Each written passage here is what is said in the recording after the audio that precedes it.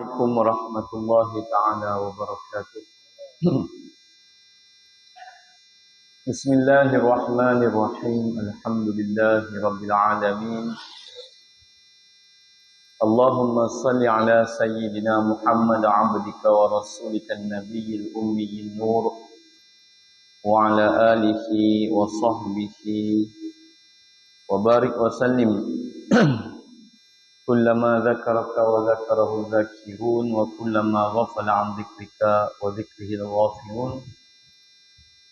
Allahumma 'allimna ma yanfa'una wanfa'na bima 'allamtana wa zidna 'ilma warzuqna fahma wa faqihna fid din waj'alna min 'ibadikal mukhlasin al-mukhlisin amma ba'd. Tuan-tuan dan puan-puan yang dimuliakan oleh Allah Subhanahu wa taala. Jadi seperti biasa sebelum kita mulakan pengajian kita pada pagi yang berbahagia ini, marilah kita sama-sama memulakannya dengan bacaan Ummul Kitab dan juga 10 ayat pertama daripada surah Al-Kahfi dengan niat semoga Allah Subhanahu wa taala mengurniakan kita akidah yang benar, niat yang benar, ilmu yang benar, amal yang benar, adab yang benar, akhlak yang benar, taubat yang benar, cinta yang benar, guru yang benar, sahabat yang benar, serta jalan agama yang benar. Dan dengan niat semoga Allah Subhanahu wa taala sentiasa meletakkan kita di dalam keafiatan yang berterusan dan pemeliharaan yang sempurna pada urusan agama kita, dunia kita, akhirat kita dan segala kurniaan Allah Subhanahu wa taala kepada kita. Dan dengan niat semoga Allah Subhanahu wa taala mewafatkan kita di atas sebaik-baik keadaan husnul khatimah. Moga hari terbaik kita di atas muka bumi ini adalah hari kewafatan kita. Maka dapatlah kita pergi ke alam akhirat dengan penuh ketenangan, kebahagiaan dan kegembiraan. Al-Fatihah. A'udzu billahi minasy syaithanir rajim. Bismillahirrahmanirrahim. Alhamdulillahi rabbil alamin. Ar-Rahmanir-Rahim. Maliki yaumiddin. Iyyaka na'budu wa iyyaka nasta'in. Ihdinas siratal mustaqim. Siratal ladzina an'amta 'alaihim ghairil maghdubi 'alaihim waladdallin.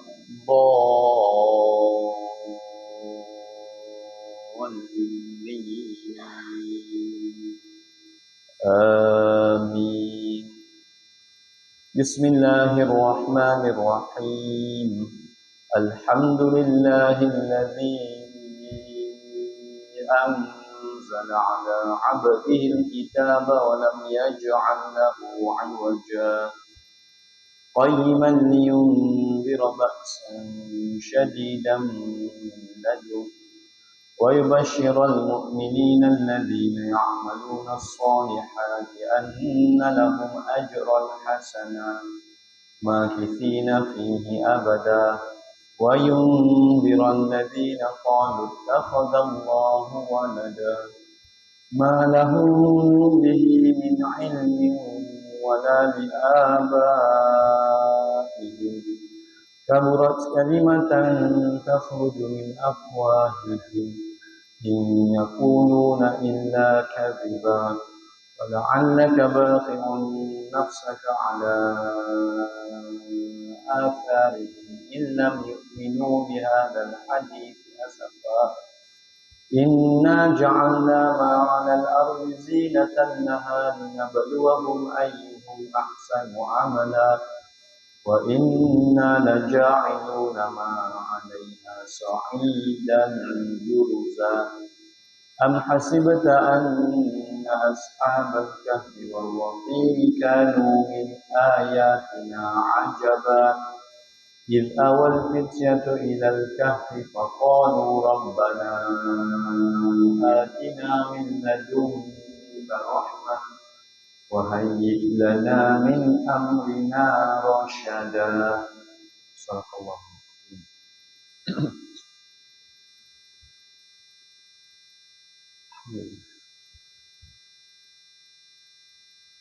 الحمد لله.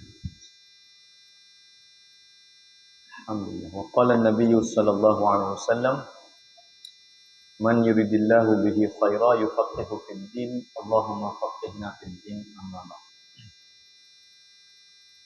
Jadi tuan-tuan dan puan-puan yang dimuliakan oleh Allah Subhanahu wa taala, maka pada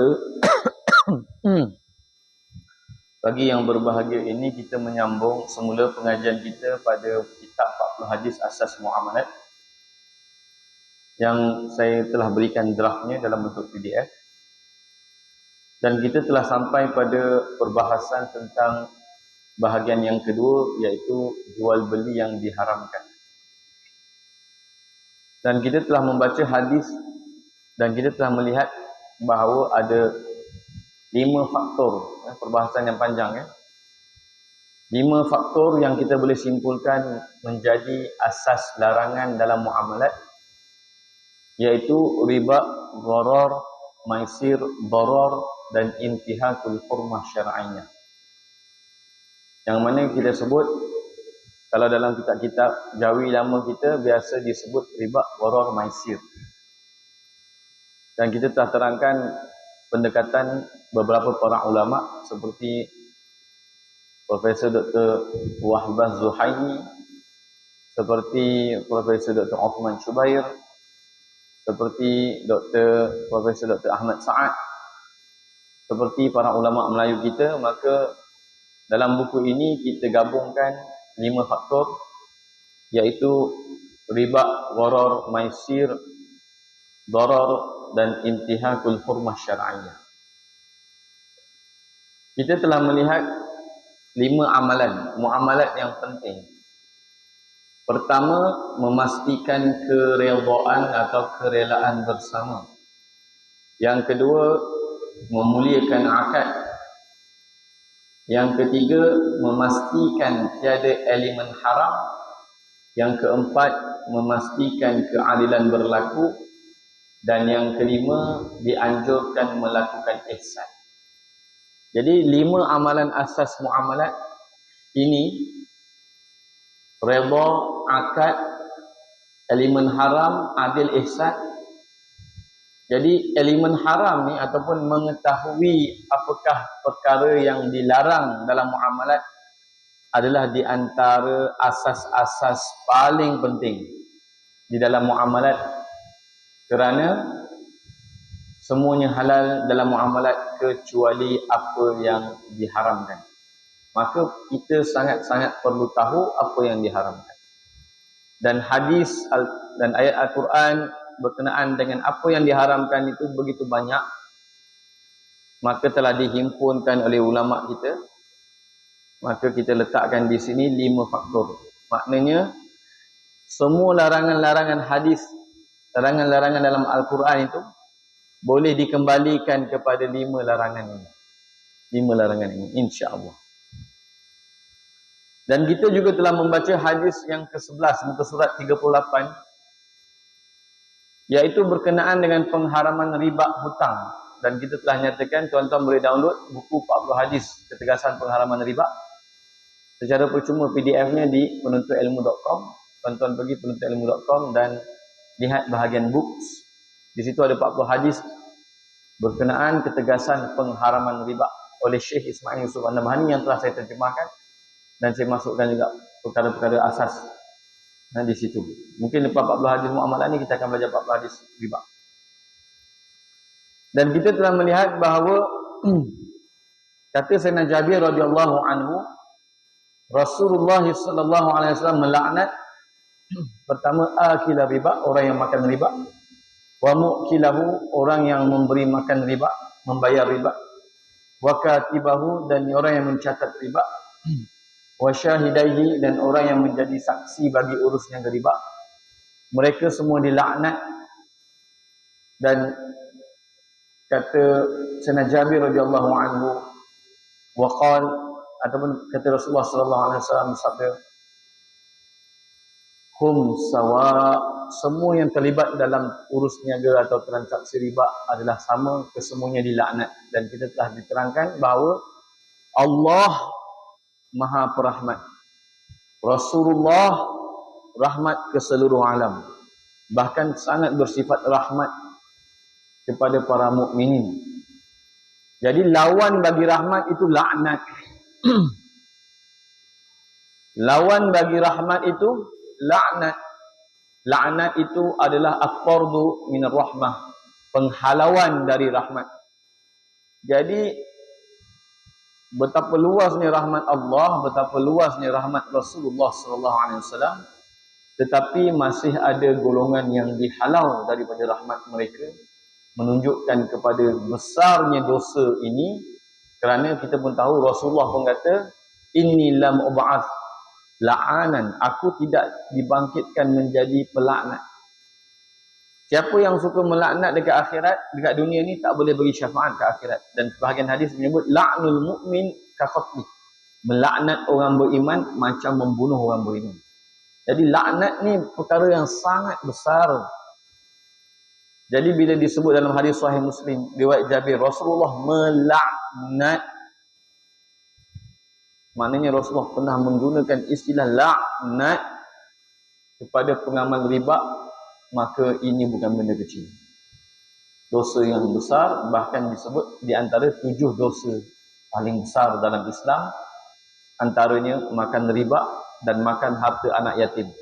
2 dosa yang sangat besar berkaitan harta yang Rasulullah sebut dalam 7 dosa besar. Pertama, makan riba. Yang kedua, makan harta anak yatim. Baik, hari ini kita pergi pada bab yang sedikit teknikal, tuan-tuan, yang dimuliakan oleh Allah Subhanahu Wa Taala, iaitu tentang pembahagian riba. Muka surat 38. Jadi para ulama membahagikan riba kepada 2 jenis riba. Satu dipanggil riba hutang ataupun dipanggil riba pinjaman, riba duyun atau riba qurud. Dan yang kedua riba jual beli.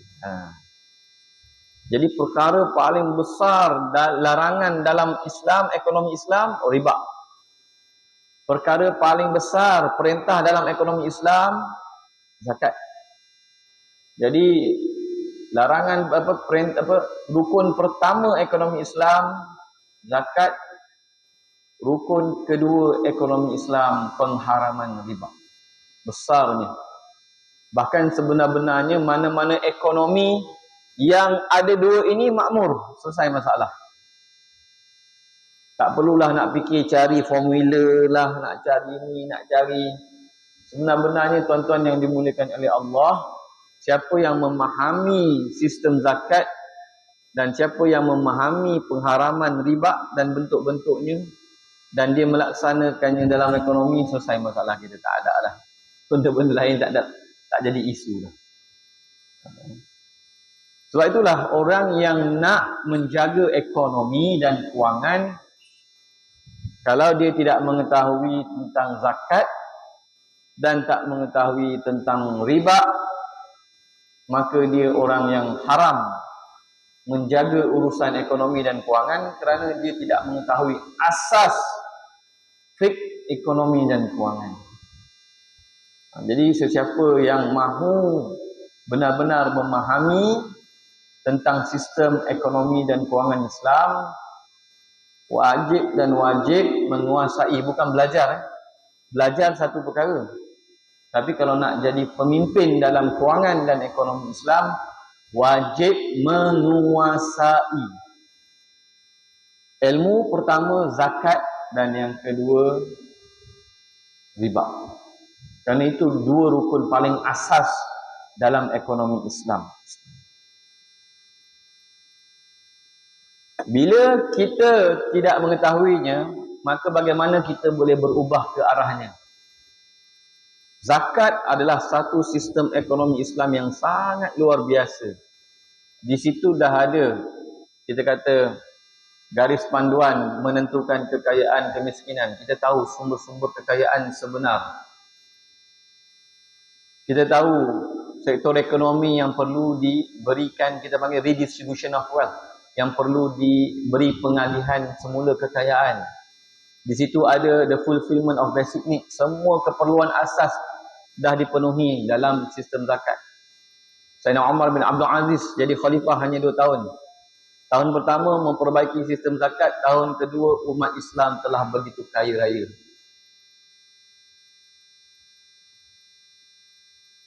Baik. Kemudian kita pergi pada riba.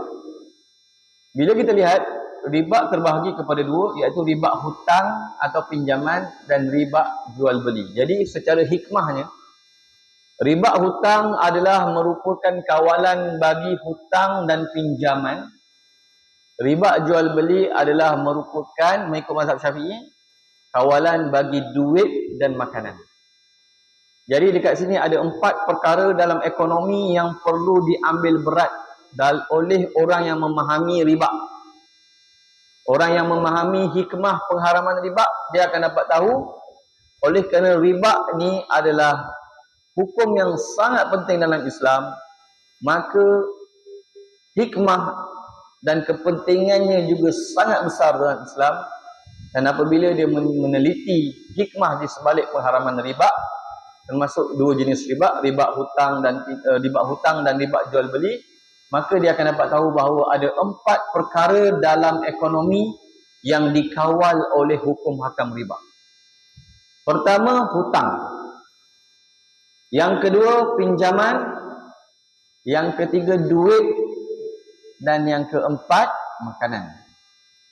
Sebab itu duit dan makanan adalah 2 subjek ataupun 2 barang dalam ekonomi yang tertakluk kepada undang-undang riba mengikut jumhur ulama ataupun mengikut mazhab Syafi'i, Hambali dan Maliki. Mazhab Hanafi luas lagi, yang saya tak cadang nak terangkanlah. Mazhab Hanafi lagi luas dalam aplikasi berkenaan dengan pengharaman riba. Mazhab Syafi'i, Maliki dan Hambali adalah, kita kata, riba jual beli mengawal duit dan makanan. Maka duit dan makanan ini dikenali sebagai al-amwaluz zakawiyah wal amwalur ribawiyah. Duit dan makanan dikenali sebagai harta yang perlu dizakatkan dan harta yang tertakluk kepada pengharaman riba. 4 barang. Jadi sebenar-benarnya kalau kita faham tentang ekonomi, mudah. Kita tengok zakat, kita tahu apakah sumber kekayaan yang Islam dah ajar pada kita. Itu kerana zakat hanya dikenakan kepada kekayaan yang berkembang. Jadi kita tahu apakah kekayaan yang sebenar yang ada dalam ekonomi. Kemudian bila tengok satu ada side, kita dapat tahu bahawa dalam ekonomi ni kita perlu kawal hutang, pinjaman, duit, makanan. Ini asas. Sebab tu sebagian ulama mengatakan bahawa bila kita teliti pengharaman jual beli, maka dapat kita ketahui bahawa 2 item yang penting dalam ekonomi yang perlu dikawal supaya tidak menjadi alat untuk eksploitasi adalah duit dan makanan. Terutama makanan ruji. Terutama makanan asas. Jadi dengan memahami hikmah di sebalik sistem zakat dan pengharaman riba, kita akan faham begitu banyak perkara di berkenaan ekonomi Islam. Jadi sebab tu tuan-tuan yang dimuliakan oleh Allah SWT, bagi saya lah, kalau kita benar-benar nak memahami ekonomi Islam, memang nak kena belajar zakat dan riba secara, bukan secara fiqah semata-mata, secara ekonomi dan kewangan. Kalau kita hanya belajar fiqah, riba dan zakat secara fiqah saja, mungkin kita tak dapat nak memahami hikmah dan dahsyatnya. Bahkan pada pandangan saya, pengharaman zakat, sistem zakat, sistem pengharaman riba dan faraid ini mukjizat Rasulullah dalam ekonomi. Mukjizat Rasulullah SAW dalam ekonomi. Kalau kita kaji benar-benar, Sebenarnya semua dah ada dalam Islam, selesai dah. Regulation of money, regulation of debt, regulation of food, regulation of loan, semua dah ada dalam ekonomi. Dalam Islam dah ada. Baik. Kemudian majoriti ulama kemudiannya membahagikan riba jual beli, dan riba jual beli ini adalah riba yang sangat kurang diketahui oleh masyarakat kita pada hari ini. Sangat kurang diketahui.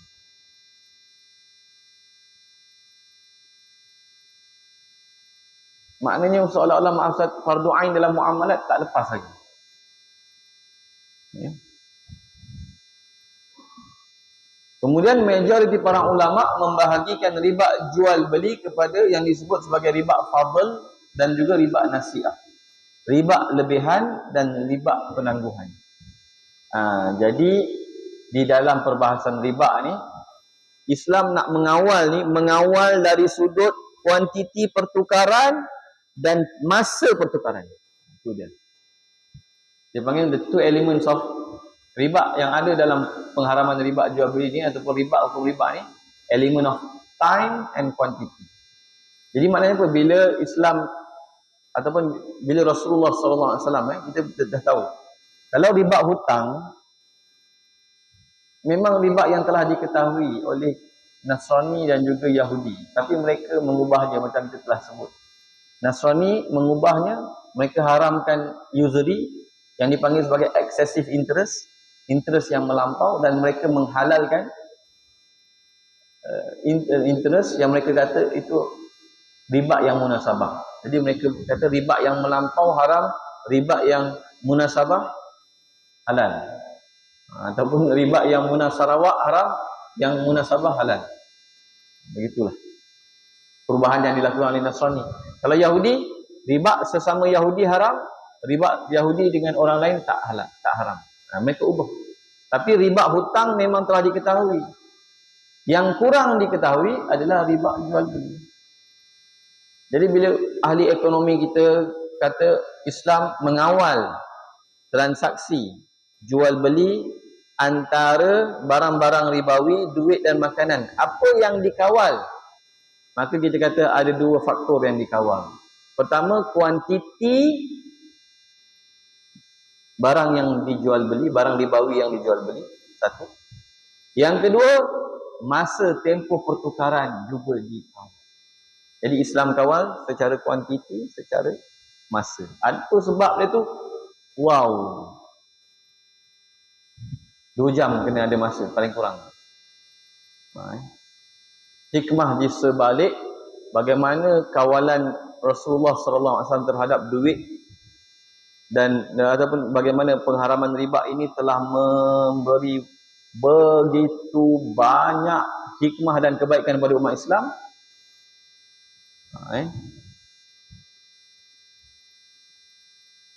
Tak sempat nak cerita pada pagi ini, tetapi secara mudahnya memberi kebijaksanaan kepada umat Islam dalam memahami apakah kita panggil the balance sheet of economy. Sebab sebelum, antara pengajaran yang kita dapat belajar daripada ni tuan-tuan, ulama kata ialah Rasulullah mengajar kita apa itu duit dan apa itu bukan duit. Apa itu? Maksudnya dalam balance sheet of economy ni maksudnya ada duit, penilai dan ada barang. Kalau zaman sistem barter, barang tu duit, duit tu barang. Tapi dengan apa yang Rasulullah ajar, nanti kita akan baca nanti, sebenarnya secara tidak langsung perkara itu telah terserap dalam sistem ekonomi kita. Ada dua perkara, kita ada duit dan kita ada barang, dan umat Islam mula menjauhi perniagaan barter. Perniagaan barter kita pun tahu mempunyai begitu banyak masalah. Dan dengan menggunakan duit sebagai duit ataupun mineral kekal sebagai duit dan komoditi barang sebagai barang, maka apa yang berlaku adalah duit akan sentiasa bertambah dalam ekonomi. Sebab dia bukan barang yang expired, bukan barang yang perishable, bukan barang yang boleh luput. Sebab dibuat daripada emas, perak, barang yang bukan perishable, bukan barang boleh luput. Jadi bila tambah, the supply of money, quantity of money, jumlah duit akan bertambah dalam ekonomi. Dan kekal. Kalau dulu, kalau barang, makanan adalah duit, duit dalam ekonomi macam ni. Musim harvest, musim menuai, naik supply dia. Bila orang makan, turun. Duit macam ni. Kekayaan bukan macam tu. Kekayaan graf dia bukan naik. Bukan macam tu. Kekayaan dia macam ni. Jadi tak pernah ada kekayaan yang besar dalam dunia. Sebab bata sebagai asas. Makanan sebagai duit, makanan perishable. Boleh luput, boleh habis, boleh makan. Tetapi dengan adanya sistem Rasulullah mengajar tentang bagaimana nak melakukan urus niaga ini, maka umat Islam cukuplah pada zaman Sayyidina Umar, di akhir zaman Sayyidina Umar, dan di zaman Sayyidina Osman, khalas. Sekaya-kaya umat atas muka bumi. Umat Islam menjadi umat yang paling kaya atas muka bumi. Kerana apa? Kerana kita menggunakan sistem ekonomi yang betul, sistem pengagihan kekayaan yang betul, sistem duit yang betul, transaksi yang betul, adil. Mesti melimpahnya kekayaan. Sistem riba ni, sebab itulah bila kita faham jahatnya sistem riba ni, sungguh jahat. Sangat jahat. Sebab tu buku saya tentang riba saya letak kat depan tu, ada gambar darah. Dan sebab tu kalau kita tengok Rasulullah ketika Isra Mi'raj melihat orang yang memakan riba ni berada di dalam sungai darah. Bila dia nak naik ke darat, lalu dicampakkan dengan batu. Batu tu masuk dekat mulut dia, penuh perut dia membesar. Dalam sebagian riwayat Rasulullah lalu nampak satu golongan yang perutnya besar, penuh dengan ular. Tanya siapa ni? Ini adalah pemakan riba. Dan di antara ciri-ciri pemakan riba ketika dibangkitkan nanti, orang-orang yang makan riba, kalau orang lain bangkit daripada ketika dibangkitkan oleh Allah daripada sistem hujan air mani itu, berdiri elok. Orang yang makan riba tak boleh. Dia akan terhoyong hayang macam orang mabuk, macam orang gila. Jadi dekat pada mahsyar lagi ketika mula-mula bangkit, orang nampak yang terhoyong hayang tu, orang tahu dah. Ini semua mamak-mamak riba. Yang terhoyong hayang ketika dibangkitkan, ini semua pemakan riba. Awal-awal lagi, belum hisap lagi telah ditunjukkan.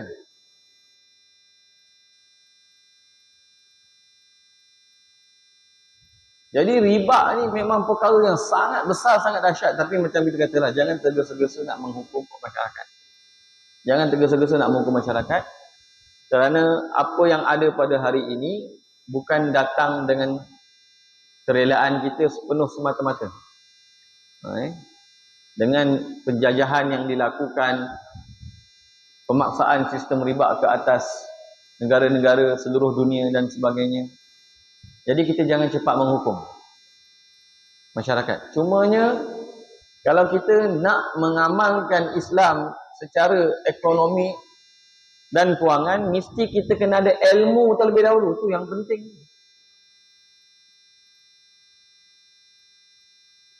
Kalau tak ada ilmu, duk sembang kari lah banyak kan. Bila tak faham sistem zakat dengan sistem riba, hikmah ada, hikmah kewangan, hikmah ekonomi, apa yang nak dicapai, tak faham. Memang sembang kari lah. Sebab tu asas pada agama, ilmu dulu. Dulu, berapa ramai belajar kewangan, berapa ramai belajar ekonomi, sama ada dalam negara atau luar negara, tapi tak pernah belajar pun pasal riba dan zakat. Bayangkan lulusan Bachelor of Business Administration, Economics, Finance, Accounting. Mereka adalah orang-orang kewangan dan ekonomi. Tapi zakat tak belajar, faraid tak belajar, riba tak belajar. Macam mana nak tadbir ekonomi secara Islam? Mana mungkin? Mustahil. Tapi Alhamdulillah, dengan perkembangan-perkembangan yang ada pada hari ini, Alhamdulillah, maka sebahagian kursus-kursus begini telah didedahkan dengan pengajian. Tapi sejauh mana kita pun kena muhasabah banyak. Sebab tu saya sangat tekankanlah tuan-tuan yang dimuliakan oleh Allah Subhanahu Wa Taala, kalau nak betul-betul berubah, mulakan dengan ilmu yang sistematik dan mendalam. Belajar solat, belajar betul-betul bab solat secara terperinci. Insya-Allah solat akan meningkat kualiti. Belajar zikir, belajar betul-betul secara lengkap, berkitab, sistematik. Kita akan dapat betul-betul memahami kedahsyatan amalan zikrullah. Jadi apa sahaja perkara yang kita belajar secara mendalam, kita akan mendapat sampai ke rahsianya dan hikmahnya dan kesempurnaannya. Jadi begitulah juga dalam bab ekonomi dan kewangan Islam ni. Jangan ambil sepi-sepi segitu, kan? Kena belajar secara mendalam. Barulah akan dapat. Kan kata Imam Syafi'i, man ta'allama falyudaqqiq. Siapa yang belajar hendaklah dia mendalami, memperbahas, memperhalusi. Baru dapat yang berkualiti. Dan yang berkualiti inilah yang boleh mengajar dan membuat perubahan. Kalau kita tak ada kualiti ilmu, macam mana kita nak buat perubahan? Tak boleh. Baik. Namun begitu, ulama Syafi'iyah membahagikan riba jual beli kepada 3 jenis. Jumhur ulama kata, semua ulama kata riba ada riba hutang, riba jual beli. Riba jual beli ni pula, kata jumhur ulama, ada 2 bahagian. Riba fadl, riba nasi'ah. Quantity, time element. Masa dan quantity. Mazhab Syafi'i, oleh kerana mazhab Syafi'i ini satu mazhab yang sangat menekankan lafaz dalam jual beli. Macam kita dah terangkan. Mazhab lain, hukum asal jual beli berdasarkan adat kebiasaan. Mazhab Syafi'i, hukum asal jual beli lafaz akad. Jadi oleh kerana mazhab Syafi'i adalah mazhab yang menekankan lafaz, maka sebab itu mazhab Syafi'i ada satu lagi cabangan, dibahagikan riba tu kepada 3. Apa? Riba fadl, riba nasi'ah dan juga riba yang dipanggil riba iyad. So riba iyad sama dengan riba nasi'ah di sisi jumhur. Jadi mazhab Syafi'i ini ada yang dipanggil sebagai riba nasi'ah yang berkaitan dengan lafaz. Jadi saya tak cadang nak detailkan, cuma tuan-tuan kalau tuan-tuan buka muka surat 39, di situ ada gambar rajah. Jenis-jenis riba. Ada riba hutang, ada riba jual beli, ada majority jumhur bahagi pada 2 dan kemudian ada Syafi'iyah bahagi pada 3. Baik. Kemudian ada penjelasan-penjelasan yang lain, tapi saya tak nak masuk sebab takut terlalu teknikal. Ya. Tapi kita pergi pada muka surat 41, kita baca hadis pengharaman riba jual beli, yang mana hadis ini kalau kita baca seorang-seorang takkan faham. Baca seorang-seorang tak faham. Sebab itulah hadis hukum adalah hadis yang rumit. Hadis hukum tak sama dengan hadis fadail, tak sama dengan hadis fadilat.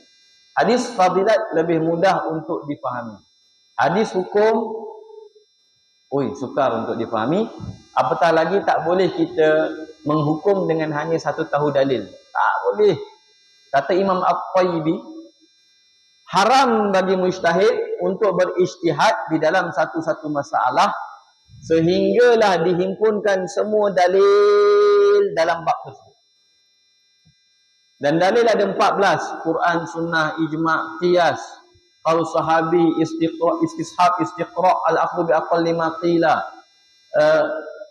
istihsan, masalih musalah, amal ahli Madinah, saddu zari'ah, uruf syar'u man qablana. Ada 14 dalil. Bukan hadis sahaja dalil, bukan. Kalau kita gabungkan pandangan 4 mazhab, dalil ijtihad ada 14. Bahkan kalau kita tambah lagi pandangan-pandangan terdahulu, ada pandangan mengatakan amal ahli Kufah. Tapi itu pandangan yang awal-awal dulu. Sebab ahli Kufah pada zaman tersebut mengikut Sayyidina Ali dan juga Sayyidina Abdullah bin Mas'ud radhiyallahu anhuma. Ada juga pandangan yang begitu. Jadi bila nak berijtihad, bukan pakai satu kaedah je. Hari ni orang berijtihad pakai satu je. Nabi tak buat.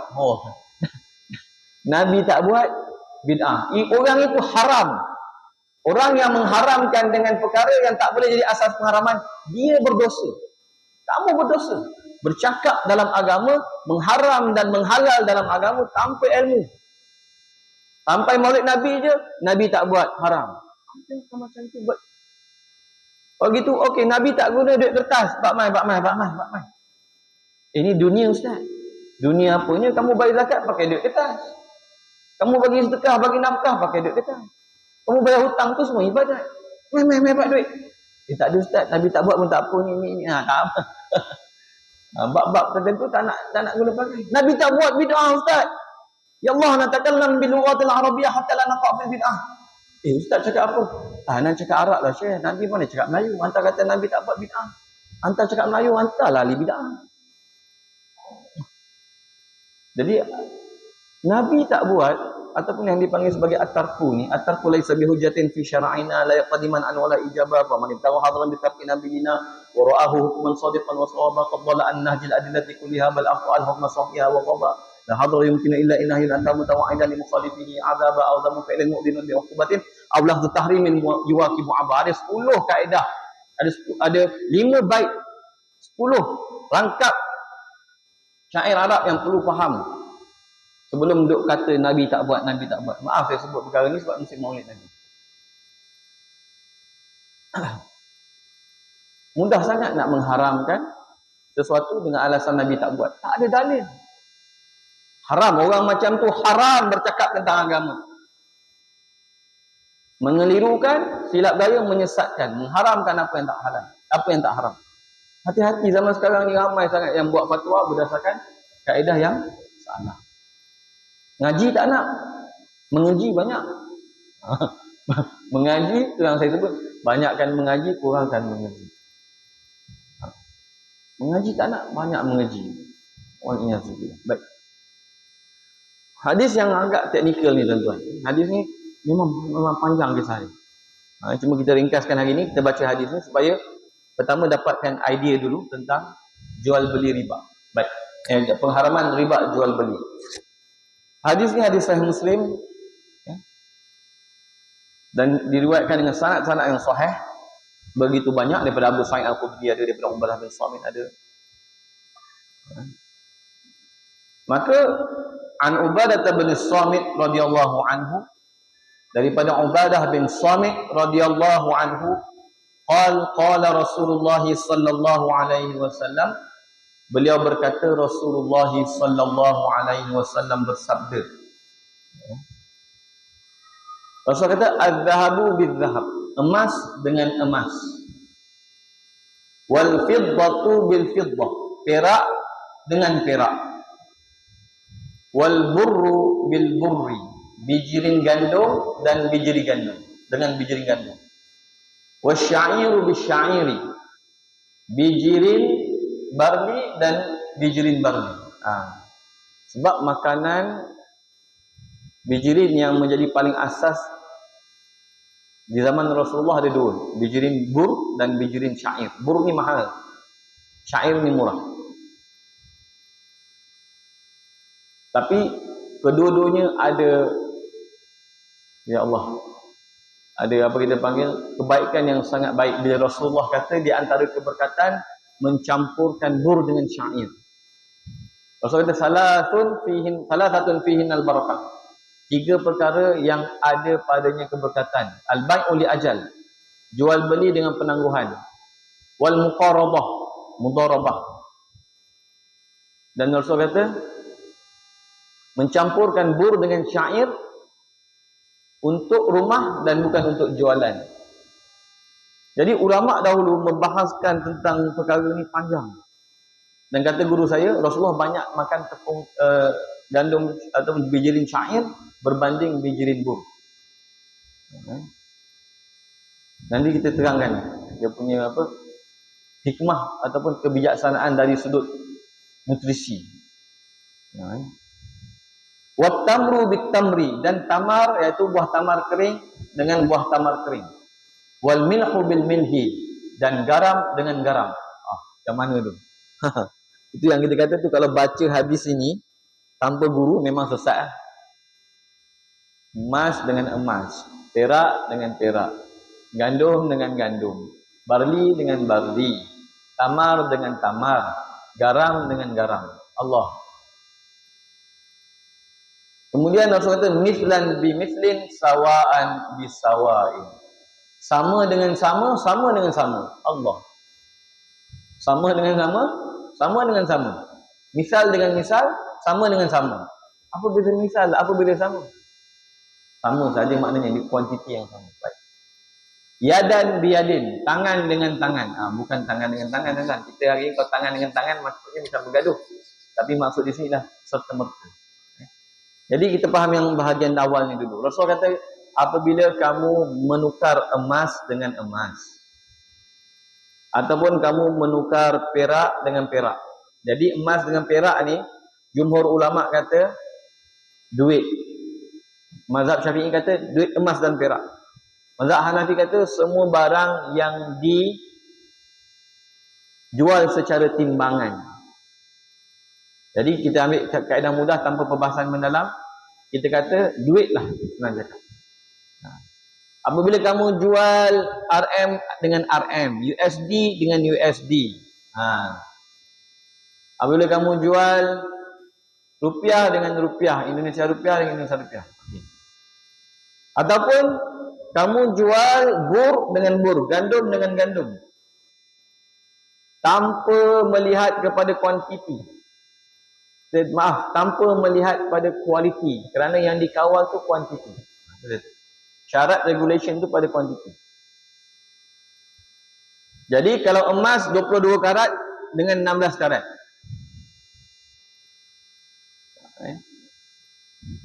kualiti ini 5 gram, ini 5 gram. 22 karat, 16 karat. Nilai tak sama, beratnya sama. Jadi Rasulullah kata kalau kamu tukar emas dengan emas, mesti ikut syarat ini. Serta kena sama kuantiti. Kalau kita fikir akal kita kan, ada ke orang nak tukar 5 gram 16 karat dengan 5 gram 22 karat secara sama kuantiti? 5 gram 5 gram. Ada ke? Ada ke orang yang waras nak buat macam tu? Sebab tu lah saya ketika mula-mula belajar hadis ni, pening lah Allah. Macam mana ni? Mana ada orang yang akal waras nak tukar 5 gram emas 22 karat dengan emas 5 gram emas 16 karat? Sebab tu yang kita kata sebenar-benarnya Rasulullah meletakkan larangan undang-undang ini untuk kita menjauhkannya. Nanti kita akan tengok. Ataupun kamu tukar gandum dengan gandum, ataupun kamu tukar barli dengan barli, tamar dengan tamar, garam dengan garam, maka Rasulullah kata kuantiti mesti sama. Mislan bimisl adalah untuk timbangan yang sama. Sawaan bisawain, sukatan yang sama. Jadi tak sama. Orang Arab dulu bagi ke 6-6 ini, mereka ada kaedah jual beli. Emas dan perak mereka jual secara timbangan, makanan mereka jual secara sukatan. Jadi kalau sukatan tu satu cupak, satu gantang, tu jual secara sukatan. Kalau jual secara timbangan, macam ni lah. Tapi hari ini semua dah jual secara timbangan. Bid'ah lagi kita buat hari ni. Jadi lain kali jangan jual makanan pakai timbangan, kena pakai sukatan. Betul ke? Jangan. Itu golongan yang tak faham. Asal Nabi tak buat je kononnya, habis semua diharamkan. Banyak benda lah tuan-tuan kalau nak cerita macam tu. Ini kaedah, maaf saya sebut bahasa kasar. Kaedah yang membodohkan orang.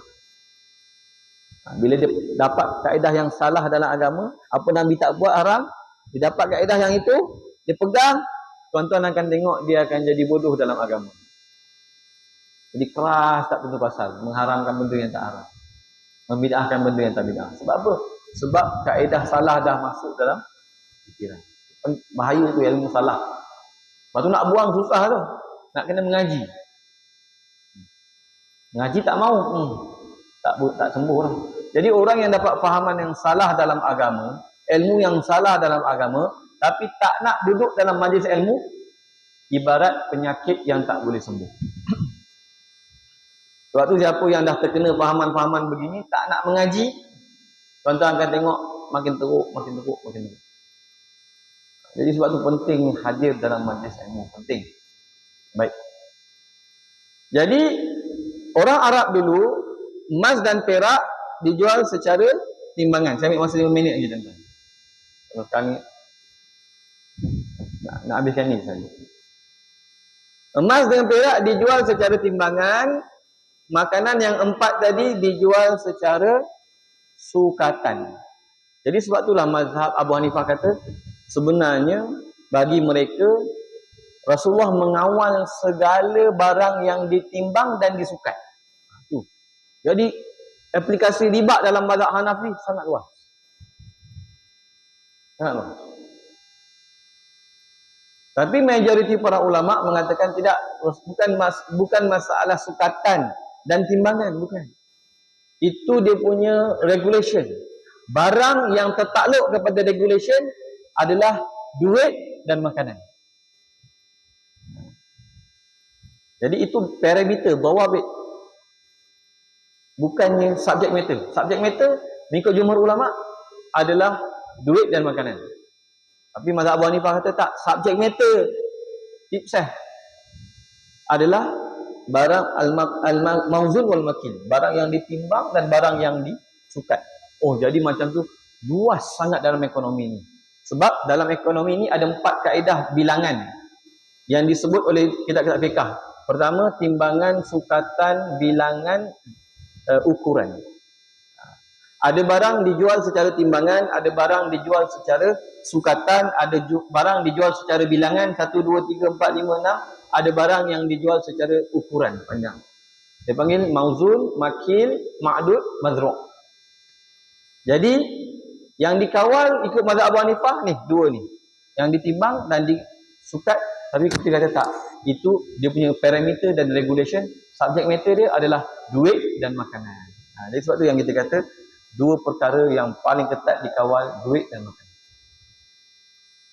Okey, kemudian Rasulullah kawal dia punya time element.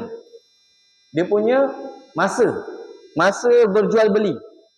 Rasulullah kata, kalau kamu berniaga cara begini, apa yang kamu kena buat? Yadan biyadin.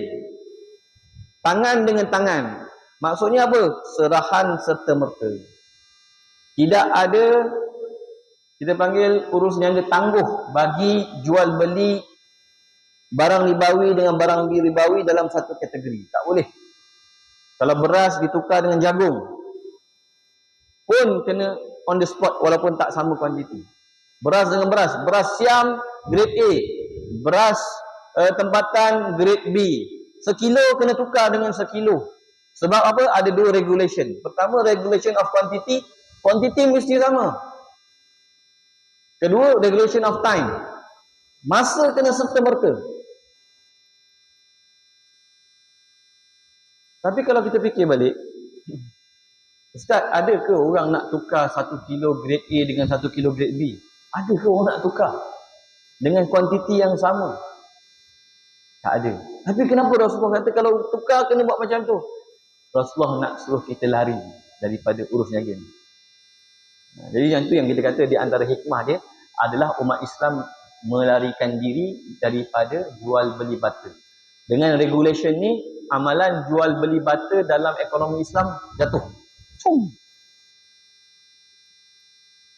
Jadi jual beli komoditi dengan komoditi kurang. Itu yang kita kata ada sistem duit dan barang bukan duit.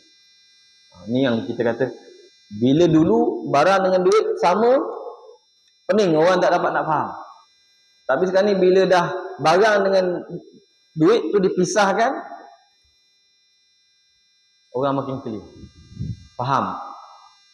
Sebab tu kata ni bab ni memang panjang. Saya tuan-tuan terus saya cakap, waktu saya belajar degree syariah saya tak faham hikmah ni. Kemudian saya belajar MBA, Trade Banking and Finance, first batch, pun tak apa nak faham. Sehingga saya belajar PhD, saya jumpa dengan satu orang profesor, Murad Sidaksa. Dia adalah orang Turki. Kepakaran dia adalah economic history, sejarah ekonomi, terutamanya Ottoman, khilafah Osmaniyah. Jadi bila dia cerita, dia ajar economic history daripada zaman Rasulullah sampai zaman Turki Osmaniyah. Saya kata saya tak pernah belajar ekonomi macam ni secara history, dan oleh orang yang pakar dalam dia kata kat Malaysia, dia datang kat Malaysia buat kajian, kat Malaysia tak ada data tuan-tuan, tak ada data harga ayam 500 tahun dulu dengan harga ayam sekarang, tak ada data. Maksudnya sekarang ada data, harga ayam ratusan tahun dulu tak ada data. Dia kata kat Ottoman kita ada data, mereka ada data throughout the history harga-harga barang, tuan-tuan. Kita kat Malaysia tak ada data tu. Jadi bila dia cerita bagaimana Rasulullah SAW dengan meletakkan beberapa regulation dalam muamalat, lalu umat Islam memahami tentang regulation ini, maka akhirnya umat Islam berkembang menjadi umat yang sangat maju, kaya, ekonominya kaya. Yang kita nampak umat Islam hari ini mundur ni, kita zaman-zaman setelah kejatuhan khilafah terutamanya, ataupun zaman-zaman ketika datangnya penjajah, kita yang kita jatuh. Panjang. Siapa nak faham zaman hari ini, kena faham sejarah kejatuhan Turki Osmaniyah.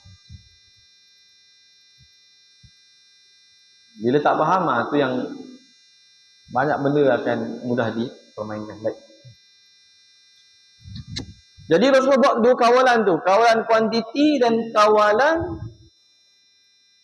masa. Rasulullah kata mislan bi mislin, sawaan bi sawain, yadan bi yadin. Kalau timbangan sama-sama, kalau sukatan sama-sama, masa mesti serahan serta merta. Jadi kalau tukar emas dengan emas, kena tu kuantiti sama serta merta. Jadi kita hanya ada, kita panggil on the spot price. Pertukaran mesti hanya banyak akad. Kalau kita tengok dekat interbank atau money market ataupun dalam urus niaga wang hari ini, pertukaran jual beli wang dengan wang pun masih lagi ada tangguhan. Overnight, 1 week, sebulan, 3 bulan, 6 bulan, 9 bulan, 12 bulan. Apa yang below than 1 year dianggap sebagai money market instrument. Jadi wang dengan wang boleh ditangguh-tangguhkan. Jadi bila ditangguh-tangguhkan ni akan berlaku banyak risiko. Bila ada risiko, ada spekulasi. Bila ada spekulasi, kenalah buat risk instrument, kena wujudkan instrumen-instrumen mengurus risiko. Jadi ekonomi jadi begitu kompleks. Dan oleh kerana riba mencipta hutang, maka riba mencipta liability dalam ekonomi out of nothing, out of the thin air, mencipta hutang tanpa ada sebarang sebab yang munasabah. Riba ni adalah keuntungan yang tidak munasabah. Tidak boleh dijustifikasi. Secara ekonomi, apatah lagi secara agama memang tak boleh. Secara ekonomi pun sebenar-benarnya di kalangan ahli-ahli ekonomi barat pun ramai yang menolak riba. Baik. Kemudian Rasul kata apa? Fa idza ikhtalafat hadhihi al-asnaf, okey, jadi apabila barang-barang ni berbeza, ditukarkan berbeza, contohnya emas dengan perak, ringgit Malaysia dengan USD, ataupun jual nasi beras dengan gula, maksudnya berbeza jenisnya, maka Rasul kata fabi'u kaifa syi'tum, maka jualah ikut, tak kisahlah kuantiti berbeza, tak ada masalah. Kalau beras dengan beras, mesti sekilo dengan sekilo. Tapi kalau beras dengan jagung, sekilo tukar dengan 5 kilo, tak ada masalah. Tetapi Rasulullah kata idza kana yadan biyadin, tetapi tetap jual belinya mesti on the spot, mesti serta-merta penyerahan berlaku dalam majlis makan. Jadi saya berhenti di sini dulu tuan-tuan yang dimuliakan oleh Allah SWT. Kita akan sambung daripada hadis ini, itu akan datang insya-Allah. Dan moga-moga lah ya Allah perkasakanlah pengetahuan umat Islam khususnya dalam ekonomi dan kewangan yang benar-benar berasaskan, kita panggil asas ekonomi ilmu Islam, supaya bila makin ramai yang faham, makin mudah untuk melakukan perubahan. Nak ubah apa-apa pun kena ubah manusia dulu. Nak ubah manusia tak ada jalan lain, mesti dengan ilmu terlebih dahulu. Tak ada jalan lain. Jadi nak ubah apa-apa sistem, kena ubah manusia. Nak ubah manusia, kena bagi ilmu. Ilmu adalah asas perubahan ke arah kebaikan. Sebarkan ilmu, ilmu kebaikan akan berubah. Kalau kita sebarkan ilmu, maksudnya kalau hanya belajar ilmu konvensional, yang barat, tu yang tak nampak apa-apa kesalahan dah. Tak nampak. Sebab apa? Sebab memang dia ajar riba. Riba tu satu komponen yang penting dalam ekonomi. Dalam pricing, dalam apa kita panggil profiling, risk profiling dan sebagainya. So, riba penting juga warna yang seperti itu. Moga-moga lah tuan-tuan yang dimuliakan oleh Allah, kita sambung lagi pada masa akan datang. Moga-moga Allah bagi kefahaman dan kita tangguhkan dengan tasbih kafarah dan salat du'a. Subhanallah bihamdi, subhanakallahumma wa bihamdika asyhadu an la ilaha illa anta astaghfiruka wa atubu ilaik. Bismillahirrahmanirrahim. Wal 'asri innal insana lafi khusr illa alladhina amanu wa 'amilus shalihat wa tawassaw bil haqqi wa tawassaw bis sabr. Assalamualaikum warahmatullahi taala wabarakatuh.